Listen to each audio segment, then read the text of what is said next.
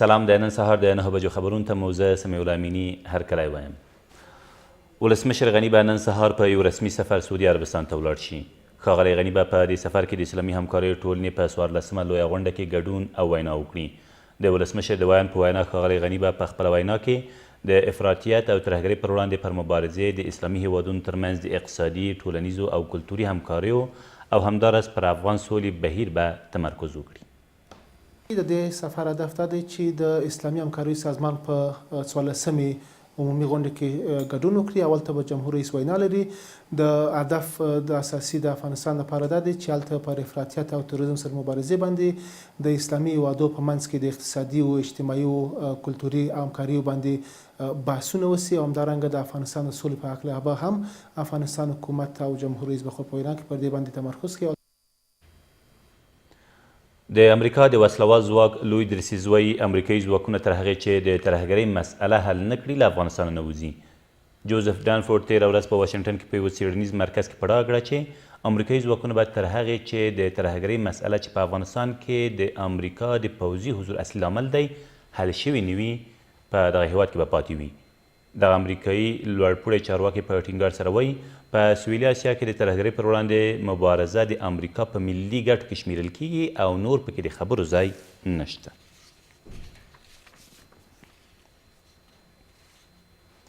د هیواد په لویدیځ کې د ملي پوځ ځواکونه د لومړي ځل لپاره په بې پیلوټه الوتکو سمبال شول. د ملي پوځ سرتیري چې په دې برخه کې له یوې روزنیزې دورې وروسته د فراغت سندونه ترلاسه کړي خبرداری ورکوي. له دې وروسته به د دولت د وسلوالو مخالفینو فعالیتونو مخه ونیسي. د ملي یووالي حکومت اجرایه رئیس د ماشومانو لپاره د ملګرو ملتونو د وجهي صندوق یا یونیسف هغه راپور چې ګواکې په افغانستان کې نږدې 600,000 ماشومان په خوارځواکۍ اخته دي ټکان ورکوونکی وباله. عبدالله تېره ورځ د تغذیې او خوراکي امنیت د ملي اجنډا په اجرایي کمیټې کې عامې روغتیا وزارت ته لارښوونه وکړه چې له یونیسف د خوراک نړیوال پروګرام او نور اړوندو بنسټونو سره په همغږۍ دغې ستونزې ته د مناسبې حل لارې موندلو په برخه کې کار وکړي. ښاغلي عبدالله په دې ناسته کې همداراز پړاو کړه سره له دې چې د ملي یووالي حکومت د کاري دورې په وروستیو میاشتو کې یو خو بیا هم باید حکومتي کارونه په جدي ډول ترسره او دوام ومومي. د اماني دورې د یو ډیپلومات ادیب خان آثار او یادښتونه د ولسمشر غني د حکم پر بنسټ ترجمه او چاپیږي.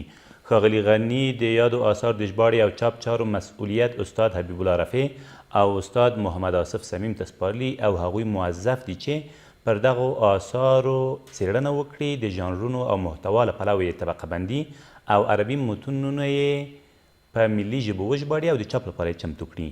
د ولسمشر په وینا د ادیب خان لمسي چې د اماني دورې د افغان میرمنو 100 انځورونه د هیواد لومړۍ میرمنې ته سپارلي وو هغه هم د ساتنې لپاره ملي آرشیف ته سپارل شوي دي.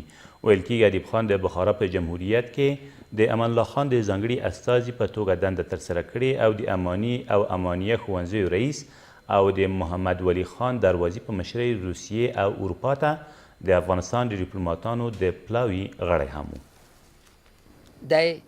خاص استازی د امان الله خان د بخارا په جمهوریت کې و خصوصیت از است که تنها به حیث دیپلمات در اوجه نمانده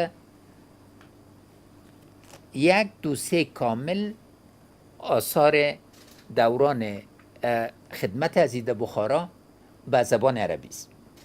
ادیب خان هم در دری و هم در عربی مطلق روان نوشته میکنه و خوشبختانه دارای خط بسیار خوبم بود که خواندن آسان میسازه.